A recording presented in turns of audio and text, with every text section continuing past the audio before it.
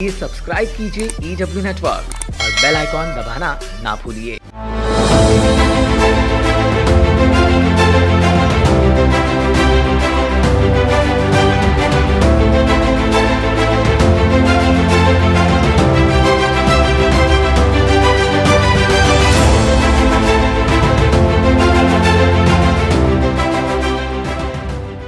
अखिल भारतीय आदिवासी कश्यप कहार निषाद भोई कोली और कोरी समन्वय समिति का 2 दिवसीय अधिवेशन आगामी 21 मई से 22 मई तक एरोली स्पोर्ट्स एसोसिएशन में आयोजित किया जाएगा।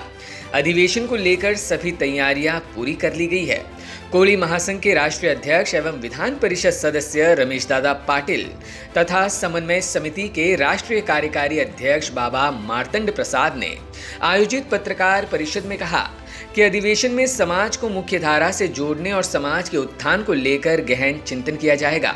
अधिवेशन में पारित प्रस्तावों को केंद्र व राज्य सरकार को सौंपा जाएगा, जिसमें समाज के लोगों को राजनीतिक में प्रतिनिधित्व की मांग, जातिगत जनगणना, समुदाय को ST/SC में आरक्षण, समुचित विकास हेतु कश्यप बोर्ड का गठन आदि पारित प्रस्तावों के साथ सामाजिक सुधार, रोजगार, व्यापार और पर्यटन पर चर्चा, शैक्षणिक कार्यक्रम आदि प्रस्तावित विषयों पर चर्चा होगी।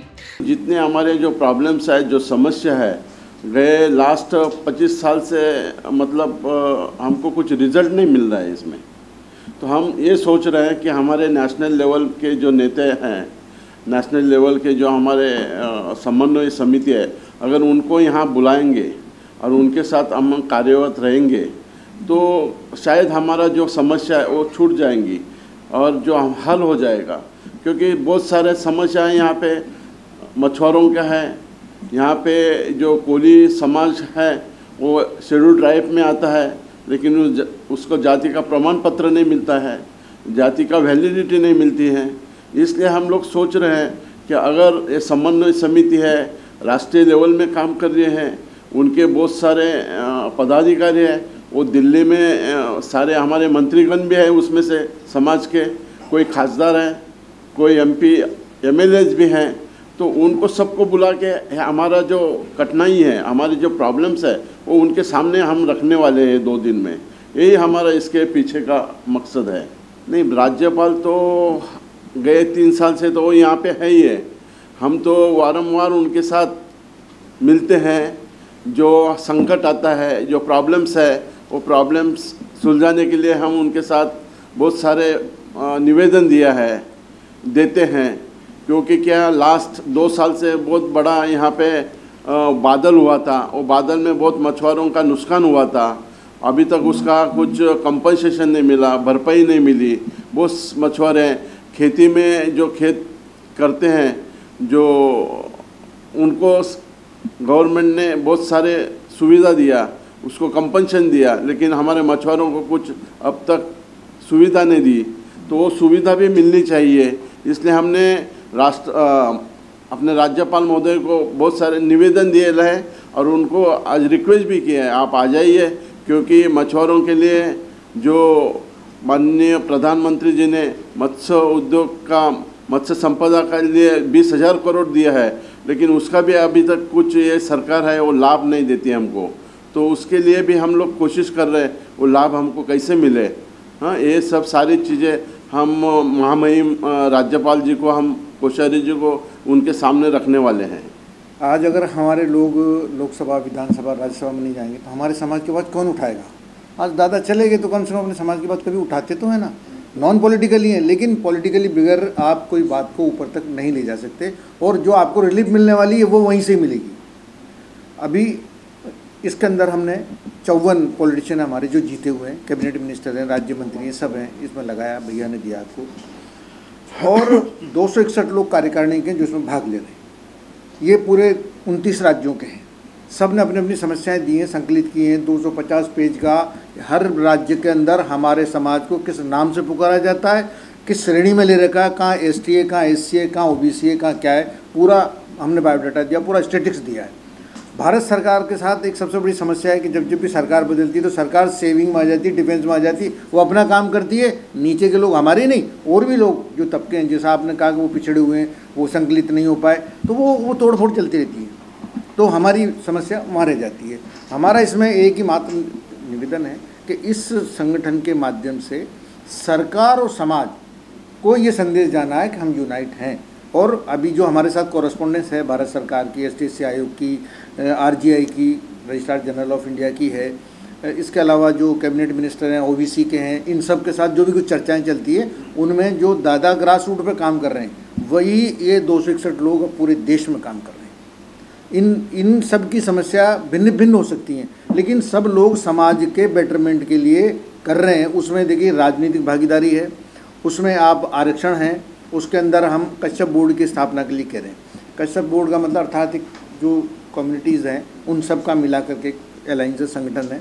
हमारा ये कहना है कि आप एक बोर्ड बना दीजिए, हमारी समस्याएं आप जान लीजिए, उन समस्याओं का निराकरण क्या हो ये वो बोर्ड जब दे, जैसे मंडल आयोग बना था, मंडल आयोग ने कहा कि वास्तव में इनकी स्थिति है। आज एक देखिएगा आप 1916 के अंदर लॉर्ड मैकाले ने कहा था कि लोग वास्तव में मूल रूप से आदिवासी हैं। क्यों है कि हम नदी के पास रहते हैं, तालाबों के पास रहते हैं, तो हमारी राजनीतिक कहीं भागीदारी नहीं हुई, शैक्षिक भी नहीं थे और आर्थिक भी नहीं थे, तो हमारी भागीदारी कहाँ से आएगी। उसके बाद लॉर्ड मैकाले ने आकर के एक नया स्टाफ थोप दिया कि साहब आपसे काम कराने के लिए, सरकार को चलाने के लिए हमें एक नई नीति अपनानी है। तो लोग उसमें उलझ गए, उसमें समझ ही नहीं पाए कि मैकाले का जो दृष्टिकोण था वो क्या था। ये आप लोग भी समझते हैं सब। अब उन दोनों पॉलिसियों में जो भिन्नता आई वो ये आई कि 1916 के अंदर जो स्टैटिक्स हुई, पहली स्टैटिक्स हुई हिंदुस्तान की, अगर उस समय में हमारे लोगों के बारे में सोचा जाता, जो वास्तव में मतलब उसने तो इतना तक लिखा है कि ये लोग बिना इलाज के वहीं पे ख़त्म हो जाते थे। इनकी 80% महिलाओं की डिलीवरी के टाइम पर मौत हो जाती थी। ये क्षय रोग से लेकर के दूसरी बीमारियों से होते थे। इनको जो बड़े घड़ियाल वगैरह जो थे वो भी इनको काट लिया करते थे, उनसे इनकी मौत हो जाया करती थी। तो हम तो इलाज ही नहीं कराने के पास हाली स्थिति में थे, तो हमारी राजनीतिक भागीदारी होती कहाँ से। तो हमारा सरकार के साथ बैठ के एक ही बात है, आप आयोग बनाएं। दादा जैसे हमारे राजनीतिक लोग, अरे भाई हम चुनाव नहीं लड़ सकते, हमारा पैसा नहीं है, तो आप उन सेलेक्टेड लोगों को उच्च जो सदन है, कम से कम राज्यसभा का सदन है, वहाँ तो नॉमिनेट कर सकते हैं ना, ले जा सकते हैं। तो हमारा इतना ही कहना है कि हमारी समस्याओं का आकलन किया जाए, उन समस्याओं के बारे में आयोग रिपोर्ट दे और उनको इम्प्लीमेंट किया जाए, और आज की तारीख में जो हमारी समस्याएं चल रही हैं उनका निराकरण केंद्र सरकार करे। इस 2 दिवसीय राष्ट्रीय अधिवेशन का उद्घाटन राज्यपाल भगत सिंह कोश्यारी के हाथों संपन्न होगा, जिसमें समाज से जुड़ी 150 संगठनाएं, केंद्रीय मंत्री, राज्य मंत्री तथा प्रशासनिक अधिकारी भी हिस्सा लेंगे। ऐसे में यूथ विंग कोली महासंघ के अध्यक्ष एडवोकेट चेतन पाटिल ने कहा कि महाराष्ट्र से अब इस अधिवेशन के माध्यम से एक नई क्रांति का आगाज होगा। शिवाजी महाराज जी ने हिंदुत्व की लड़ाई हो, हर एक क्रांति का उदय इस महाराष्ट्र भूमि से हुआ है। देश के लिए भी अनेक हमारे लोगों ने बलिदान दिया है और देश स्वतंत्र किया है।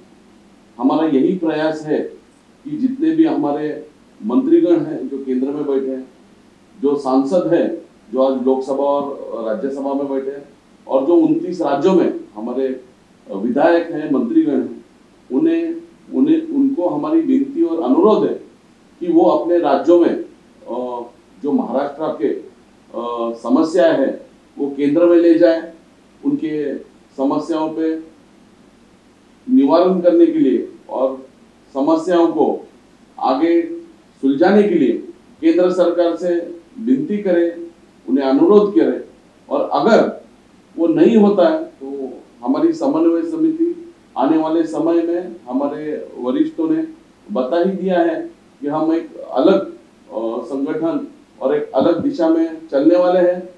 और उसी के लिए आज हम महाराष्ट्र में सभी प्रतिनिधि जो यहाँ पे आने वाले हैं, क्योंकि ये कैडर बेस्ड हमारी ये संगठन है, समन्वय से, तो सभी की राय लेकर हम यहाँ पे रेजोल्यूशन करने वाले हैं कि हमें आगे कैसी कूच करनी चाहिए और जो महाराष्ट्र के और पूरे देश भर में समस्या है उसे हम एकजुट होकर कैसे लड़े। Bureau input EW network.